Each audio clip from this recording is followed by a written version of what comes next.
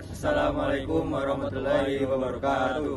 Kami dari kelompok 3 mata kuliah proyek perencanaan akhir teknik lingkungan kelas E. Ya, di sini kami akan menjelaskan mengenai perencanaan bangunan instalasi pengolahan lumpur tinja IPLT di Kecamatan Ngaglik, Kabupaten Sleman dengan pendekatan Building Information Modeling atau BIM. Adapun hal yang mendasari dari perencanaan IPLT kali ini adalah jumlah penduduk di Kabupaten Ngaglik sendiri itu mencapai 102.621 jiwa pada tahun 2023. Lalu pengelolaan dengan sistem sanitasi setempat, di mana limbah dari tangki septik rumah tangga diangkut menggunakan truk tinja, namun limbah ini sering dibuang ke lahan terbuka tanpa pengelolaan lebih lanjut, yang berpotensi bisa mencemari lingkungan sekitar dan aliran air tanah. Lalu untuk sesuai peraturan yaitu Permen PUPR nomor 4 tahun 2017, kawasan dengan jumlah penduduk di atas 50.000 jiwa dianjurkan untuk memiliki instalasi pengolahan lumpur tinja sendiri, yang dimana IPLT tersebut berfungsi untuk mengolah lumpur tinja secara aman agar limbah yang dihasilkan tidak merusak lingkungan sekitarnya. Nah, untuk di Kabupaten Sleman ini saat ini sendiri sudah memiliki IPLT Mandorujo di Kecamatan Prambanan dengan kapasitas 25 meter kubik per hari untuk melayani 50.000 jiwa. Adapun untuk pembangunan IPLT di Kapanewon Ngaglik sendiri menjadi solusi yang efisien untuk mengurangi pencemaran lingkungan dan menjaga kualitas air tanah.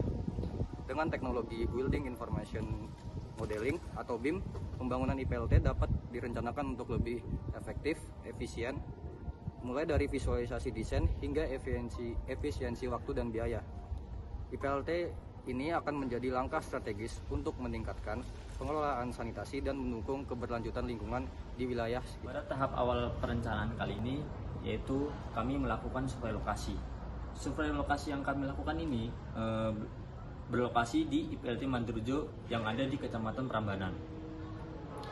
Dalam survei ini, kami mengambil beberapa informasi, yaitu mengetahui beberapa unit pengolahan yang ada di sana, kapasitas pengolahan yang di sana, influen yang masuk, karakteristik influen yang masuk, serta alur pengolahan lumpur tinjanya. Informasi tersebut kami jadikan referensi untuk perencanaan IPLT di Kecamatan Ngaglik, Kabupaten Sleman. Setelah kami melakukan survei di IPLT Mandorujo yang terletak di Kecamatan Prambanan, kami mengumpulkan beberapa data seperti data baku mutu air limbah domestik, kriteria desain unit instalasi pengolahan lumpur tinja, jumlah penduduk Kecamatan Ngaglik, RT RW Kabupaten Sleman, peta administrasi Kecamatan Ngaglik, dan buku panduan instalasi pengolahan lumpur tinja. Setelah itu, kami melakukan diskusi perencanaan. Dan dalam diskusi perencanaan ini, kami melakukan pembuatan proposal, penentuan lokasi, dan pemilihan teknologi. Lokasi pembangunan IPLT pada proyek ini berada di Kecamatan Ngaglik yang didasarkan pada RT/RW Kabupaten Sleman tahun 2021 hingga 2041 yang menyebutkan bahwa Kecamatan Ngaglik ini termasuk salah satu kecamatan yang berada dalam kawasan rencana pengolahan air limbah tentang sistem pengolahan air limbah domestik. Oleh karena itu, kami memilih Kecamatan Ngaglik sebagai lokasi rencana pembangunan IPLT yang letaknya di Kelurahan Donoharjo. Dalam perencanaan ini, kami juga melakukan pemilihan teknologi. Pemilihan teknologi pengolahan pada perencanaan ini didasarkan pada analisis pembobotan yang mempertimbangkan 5 kriteria, yaitu perencanaan kota, desain konstruksi, pembiayaan, operasi dan perawatan, dan serta kinerja.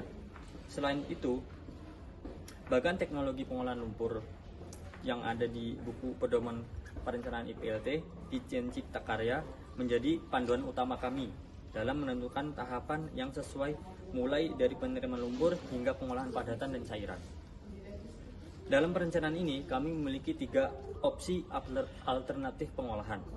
Yang pertama yaitu tangki in-house, kolam anaerobik 1, kolam anaerobik 2, kolam aturasi, dan kolam disinfeksi.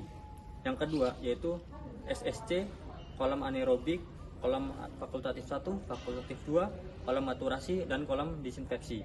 Dan yang terakhir, yang ketiga, yaitu SAP, bak ekualisasi, gravity thickener, aerosol legend, clarifier, kolam aturasi, dan kolam disinfeksi. Berdasarkan hasil scoring teknologi, pembobotan memiliki nilai yang jauh di bawah baku mutu yang ditetapkan. Oleh karena itu, kami memilih alternatif yang kedua, menjadi alternatif pengolahan dalam IPLT ini. Setelah kami melakukan diskusi perencanaan, kami melakukan desain perencanaan. Hal yang pertama kami lakukan dalam desain perencanaan kali ini yaitu menghitung proyeksi penduduk dengan menggunakan 3 metode, yaitu metode aritmatik, metode geometrik, dan metode least square. Sebelum melakukan proyeksi penduduk untuk 20 tahun mendatang, perhitungan mundur dilakukan dengan menghitung kembali populasi dari tahun 2014 hingga 2023. Metode yang memiliki standar deviasi terkecil akan dipilih. Berdasarkan hasil perhitungan, metode proyeksi yang terpilih untuk proyeksi penduduk pada proyek ini yaitu metode geometrik karena memiliki standar deviasi terkecil. Setelah mendapatkan jumlah penduduk 20 tahun yang akan datang, selanjutnya dihitung debit lumpur tinja yang masuk ke dalam IPLT. Cakupan pelayanan yang kami gunakan yaitu 70% dari total populasi pada tahun 2043 dan laju produksi lumpur tinja sebesar 0,28 liter per orang per hari. Sehingga produksi lumpur pada perencanaan IPLT kali ini sebesar 20 meter kubik per hari. Setelah itu, kami melakukan perencanaan teknik terinci dengan menghitung dimensi masing-masing unit terpilih berdasarkan scoring teknologi yang telah dilakukan sebelumnya. Setelah menghitung dimensi masing-masing unit, kami melakukan perencanaan desain dengan menggunakan Building Information Modeling atau BIM. Penggunaan BIM pada perencanaan ini untuk mendukung pemodelan 3D, bangunan dan infrastruktur unit IPLT yang direncanakan. Adapun hasil dari perhitungan dan desain dari perencanaan IPLT dapat dilihat sebagai berikut.